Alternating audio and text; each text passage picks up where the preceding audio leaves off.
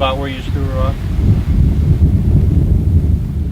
This is where Christopher Simmons pushed Shirley Crook off a bridge into the Merrimack River to her death.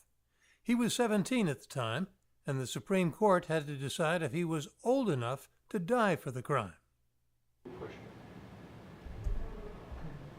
Who?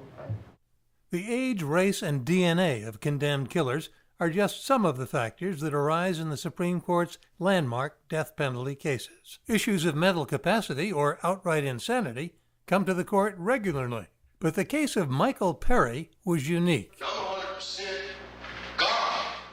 A jury found that Perry was sane when he murdered his parents and 3 others and sentenced him to death, but he developed schizophrenia on death row, and mental illness is a bar to execution.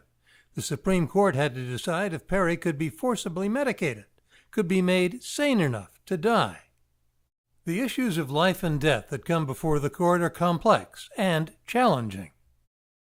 And what's interesting, too, is the justices often vote the law as opposed to their own feelings. I mean, time and time again, we've discovered in notes of Supreme Court conferences where justices are really conflicted.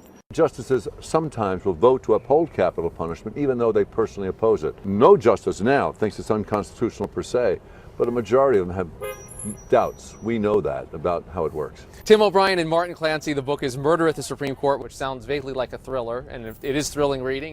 Check out landmark cases on our other videos and join the discussion on the web, murderatthesupremecourt.com.